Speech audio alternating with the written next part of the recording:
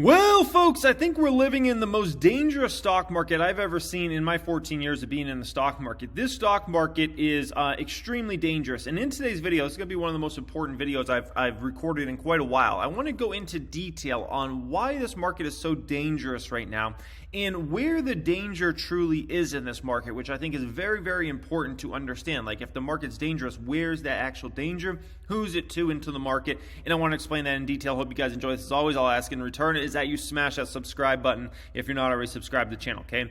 So first off here, I just wanted to get started here looking at the markets in general. The Dow's up 79 points here today, roughly. S&P 500's up like 27 points. NASDAQ's up about 1%. Russell's up about 1%, okay? So on a day like today, you should expect the market to be in a place that's green, right? You should expect a green day. Maybe nothing crazy because it's not like, the market's going insane, but you should expect a green day on a day like today. And what are we seeing for pricing action out there on a day like today? Well, you look at TDOC starting out here, right? Teledoc. Up over 6% Teledoc here today. That's a pretty darn big move for Teledoc nonetheless on a day like today, right? I mean, the Russell was up 1%, NASDAQ up 1%. Here's Teledoc up 6%. Look at this here. This is very, very important. Yesterday, during the trading day in the morning, right, this stock bottomed at $76. Here today, it's $87. So it's moved up $11 a share in the past 24 hours, roughly, right? 24 hours and $11 a share on Teledoc. As a percentage, what is that? Like a 14% move or something like that? Like, that's a really large percentage move for 24 hours with no news, right? Look at Teledoc's cousin, Palantir. Palantir makes a 4% upward move roughly here today. That one bottomed at 1535 yesterday. Run the percentages on that from 1535, where it bottomed at 24 hours ago during the trading day yesterday, to where it's at today, 1714. That's a pretty darn big move, and on a 1% move for the NASDAQ, right? The Chef having a very healthy day here today. It's a plant-based day. It's a green one out there. Over a 3% move for the Chef here today. Look at Honest. Honest up 5% on the trading day. A big move for that one. Yesterday, that one bottomed at 678. I was shocked. I bought a bunch of shares yesterday in the sixes. I was shocked to have gotten shares in the sixes. I always thought, worst case scenario for Honest would be it goes to the sevens, right? But the fact that it hit a 6 is just, that just kind of shows you the type of market we're in right now. Look at PayPal. Isn't this one interesting? A 5% plus upward move for PayPal here today. And this is a major market cap, $225 billion, not a small company by any stretch of the imagination. And that one moves up 5% today on, once again, a 1% move from the NASDAQ, right? Look at Oatly. Oatly's a 13% mover today on the back of no news. On the back of no news, and Oatly's up 13% today. Yesterday, it hit its new, 52-week low of 718. I mean, it's jumped $1 a share. As a percentage, that's a crazy number, right? I mean, what an epic day for Oatly here today, OTLY. Off a 1% move in the market, and the stock's up 13%. It's extraordinary. Look at Fubo TV today. 11% move for that one. Yesterday it hit 1279 at the morning during the trading day, right? And here today it's at 15 plus for that one. Look at the Hood. Even the Hood's had a nice bounce back day here today. Up about 7% for the Hood here today on the back of no great news other than, I don't know, some stocks are green out there. And so the Hood's up 7%. Isn't that extraordinary, right? BYND, a new stock I just got into recently here. BYND, I mean, we're already up 13,000. This one is going pretty darn good to start here, up a 4% here today, right? And once again, this is off a 1% move, a 1% move in the markets here today, okay? Now, let's get into some nitty-gritty here I really want to talk about that I think is really, really important. I just want to cover you guys kind of what's going on here in the market today, okay? So, a friend of mine, Brian, I really respect his opinions on the market. Brian thinks it's going to be a very challenging first half of the year, right? He thinks it's going to be a rough one. If we look at what Jamie Dimon says, Jamie Dimon, CEO of JP Morgan, he said something that made a lot of people very scared yesterday in the market, very scared. Jamie Dimon, who's arguably one of the most important people to listen to on Wall Street, right? CEO of JP Morgan Chase. It doesn't get bigger and better than that, right? Jamie Dimon sees the best economic growth in decades, more than Fed rate hikes this year. More than 4. I mean, keep in mind, people got freaked out when all of a sudden the Fed started talking about potentially 4 hikes. Now all of a sudden Jamie Dimon's coming out and saying there's going to be more than 4 rate hikes this year. People are looking at that like, oh my gosh, this is the end for the stock market. We thought it was bad if it was going to be 3 hikes. Now it's 4. Now it's more than 4. Oh my word, right? Everybody's going crazy. You got Tom Lee over here who, like Brian, thinks it's going to be a rough first half of the year. And but the S&P 500 will bounce back strong in the second half of the year, right? So you have Brian thinking this. You have Tom Lee, who's an ultra bull, thinks the first half of the year is going to be rough. You have the start of the year has been rough, right? The first week or two here has been rough. You got Jamie Dimon, one of the biggest voices on Wall Street and in the banking system, comes out and says, "Hey, I think the Fed's going to raise rates more than 4 times possibly in 2022. People are like, what? This is scary, right? Now, keep in mind when you have everybody thinking like that, sometimes the market can act a little differently, right? Look at the Russell. So the Russell here, the Russell is 21 something here today, high 21s, right? We're off massively from highs of the past for the Russell, right? We've hit 2350 several times.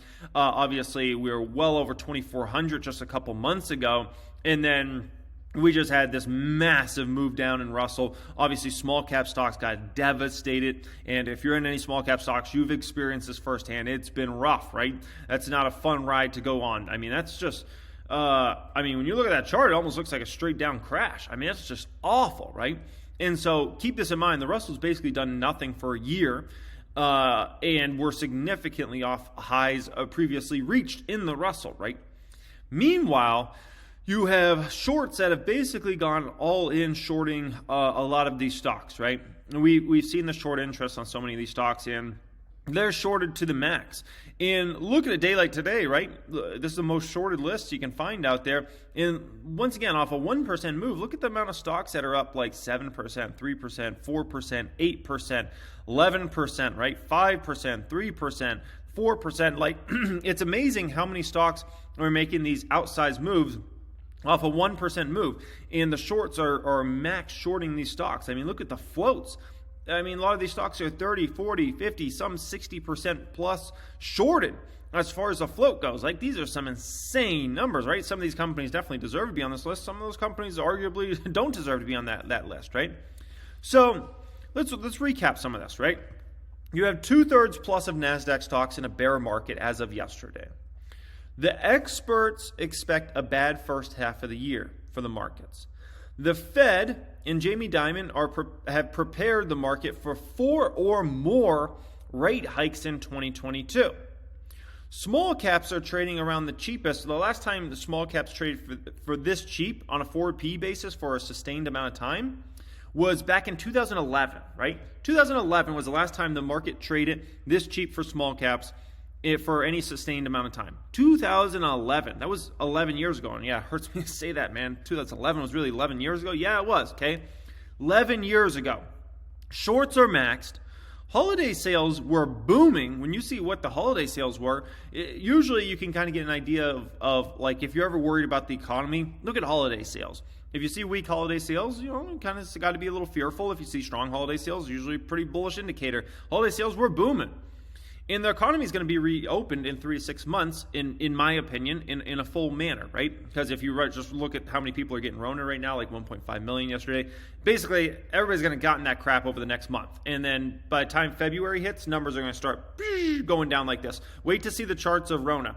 Like I always said, January is going to be the worst, and then February is going to hit, and the numbers are going to start going like this, and March is going to be like this, and it's going to be like, I don't want to say non-existent by the time April hits, but it's going to be such small numbers that you can't even make an argument for it, right?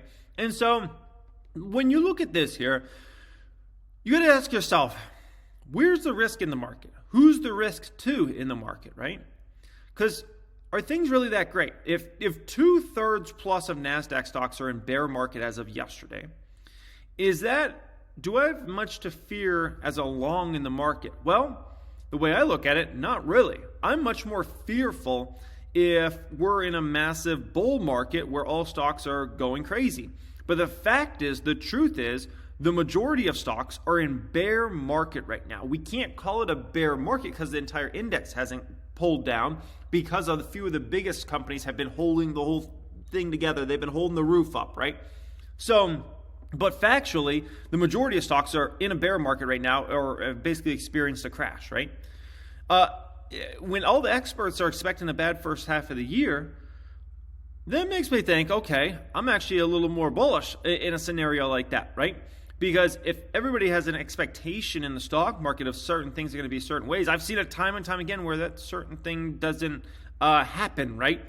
And I remember last year, every single Bitcoin expert out there and crypto expert out there said Bitcoin was going to be 100K by the end of 21, right? Yeah, we ended Bitcoin at, 50% plus less than that, right? Whenever the market, all the experts are saying this is the way it's going to be, I'm usually like, what's that opposite way I can go in that sort of situation, right? The Fed and Jamie Dimon are preparing the markets for 4 more rate hikes in 22. Okay, what if there's not 4 rate hikes in 22? What if there's 3 rate hikes in 22? What if there's 2 rate hikes in 22? What does that do for the market in that sort of situation? Has anybody really contemplated that yet? Everybody's thinking 4, 4, 4, or 4, or maybe 5. And what if all of a sudden all you get is 3 or 2? What does that do for the stock market, right? Is it really sustainable for small caps to keep trading the cheapest they have in over a decade on a forward P basis? Ask yourself that for a moment. You can only be so undervalued for so long. You can only be so overvalued for so long, right? Most of the time, you're going to trade in a range that's fair. And the fact is, if S&P 600 small caps are trading extremely cheap, that's not sustainable. No different than if they're trading extremely rich. That's not sustainable. You know that's only going to last so long, and then they're going to jump back into a normal range, right? So where's the risk at there? Shorts are maxed out on so many of these stocks right now. Holiday sales were booming. The economy is going to be fully reopened in 3 to 6 months, which I think is going to help out the algos mainly, plus just overall consumer confidence, just overall confidence. And so where's the real risk? Is there risk to somebody like myself that's along in this market when we've already gone through so much devastation, when the market's already prepared for the worst, when small caps are already trading the cheapest they've traded in over a decade on a forward P basis? When shorts are already maxed on these stocks? Where's the risk in this sort of market? Is it for people like me? Or is it for folks that maybe aren't involved in these stocks, or dare I say are shorting these stocks now, right? Think about this for a moment. Let's imagine the Russell goes up just 10%. That's not even a great year for the Russell. But let's say from here on, throughout the year, the Russell goes up 10%, right? Which is nothing crazy. A great year for the Russell would be like a 15% move, maybe a 20% move, okay? I don't think it's out of the realm of possibility to imagine the Russell goes up 30% because it's way lagged all the other markets. And like I said, these stocks are just insanely cheap right now. So let's imagine the Russell goes to 2,400 in that sort of scenario, right? Goes up 10% roughly, right? Think about this for a moment. What did we just see on a day like today off a 1% move? Off a 1% move, you're seeing stock 3%, 5%, 7%, 10%, 13% moves on these stocks. Off a 1% move, okay? Now times that by 10 if you get a 10% move. Now what if you get, dare I say, a 15% move, which is not out of the realm of possibility in my opinion at all. I would not be shocked at all if the Russell ends up 20% plus this year, okay? I'm not predicting that, but I would not be shocked at all to see the Russell up over 20% in 2022. In that sort of scenario, imagine what happens to these sorts of stocks in the market, right? Just think about that for a moment. And so when I look at a market like this, I see a market that is extremely appetizing for somebody like myself that's along, that's coming out and picking up shares and picking up shares and picking up more shares. Could I go down more in these stocks? Let's say I bought SDC at $2 yesterday. Could SDC go down to $1.50 or $1? Sure, it can happen. If I buy Tattoo Chef yesterday, I bought it at $13 and something, right? Can Tattoo Chef go down to $12, $11, $10? Sure, it can happen, right? If I bought Honest yesterday at $6, can Honest go down to $4? Sure, it can. Anything can happen in the market, right? But it's ridiculous. It doesn't make any sense for them to keep falling like that. This is what I'm trying to get through to everybody's brain right now. Because the same exact stuff I was preaching last year at this time was the valuations were unsustainably getting high, right? The euphoria was max level, and that's unsustainable. And so it's like, could those stocks keep going up? Sure, they could keep going up, right? But it didn't make any dang sense. The valuations were so stretched, they were so ridiculous, it didn't make any more sense for them to go up anymore, right? And what did we start seeing? February and March, stocks just started coming down throughout the year, right? And especially in anything that was seen as more of a risky play. And so now we're in this market, and I just want everybody to understand, like, stocks could go to any price, but it doesn't mean it makes sense. If these stocks go down to ridiculously low valuations on price to sales ratios, PE ratios, especially when you look at their forward growth coming for these companies, it doesn't make any dang sense. Could Apple fall 80% this year? Sure, it could happen. Does it make any sense? No, it doesn't, okay? Could Teladoc fall another 80% from here? Sure, it could. Would it make any sense? No, okay? It doesn't. And so that's when you have to kind of justify, and I look at a market like this as extremely dangerous for the shorts more than the longs, because the longs, we've already been hurt. 2/3 of stocks are, 2/3 plus of NASDAQ stocks are already in bear market. We've already been devastated. Like, it's already been bad, right? And if the market was to really tank in any way, you think the Fed's really going to raise rates? Think about that for a moment. If the market really tanks, do you think the Fed's going to raise rates? Who do you think's running the show? That's just some food for thought, guys. This is a very dangerous market for shorts right now. The longs, in my opinion, I don't think we already been hurt. If it's just more hurt for us now at this point in time. But the other side, when this baby flips, look what happens on a day like today when it's just a 1% move. Imagine if it's a 10% move. Imagine if the Russell has a week where the Russell's up 4 or 5%. Just think about that for a moment. Hope you guys enjoyed this video. As always, much love, and have a great day.